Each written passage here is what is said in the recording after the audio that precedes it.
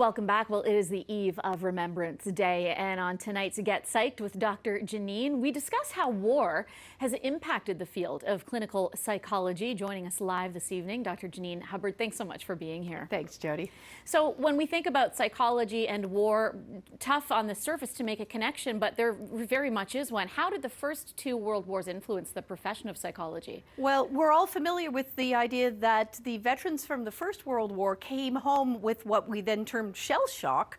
And there was some thought of okay, well, why do some people develop this? And unfortunately, at the time, it was blamed a lot on personal weaknesses or character flaws. So when the Second World War came about, there was a real determination to try to, well, maybe we can screen people to determine who's at risk of, developing these symptoms, and then we won't send them off, and we'll only send the people who aren't likely to develop trauma or shell shock.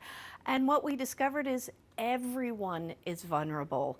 And so between the working on the assessment forms and then appreciating that there was a huge need to treat the returning soldiers, we suddenly had schools of psychology, clinical psychology emerging across Canada, across the US, developing things like evidence-based treatment and research to better understand the condition. So really, the field of modern clinical psychology, at least in Canada as we know it, developed out of the Second World War. So this brings us to an increased understanding of trauma, because if I'm correct here in saying this, psychology was part of an academic study and was not necessarily applied. But now, years later, we're understanding trauma and how it can play out in our lives for decades and decades and generations, as a matter of fact. Absolutely. Vietnam was where we formalized the diagnosis of post-traumatic stress disorder and started to understand all the other aspects of life that could be affected by trauma.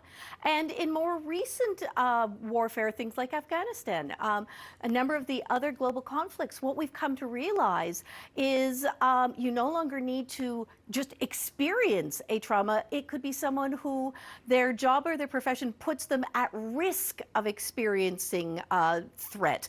What we've started to realize is just the mere exposure to traumatic topics and incidences. So things like you guys as journalists, as healthcare professionals, that are understanding that there are so many more of us that are vulnerable to work-related trauma, and not to mention life-related trauma.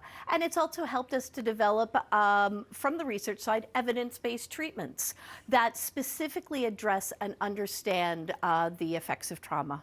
They're interesting conversations. They're surely ones that will be happening in homes tomorrow and at National War Memorials as people honor Remembrance Day.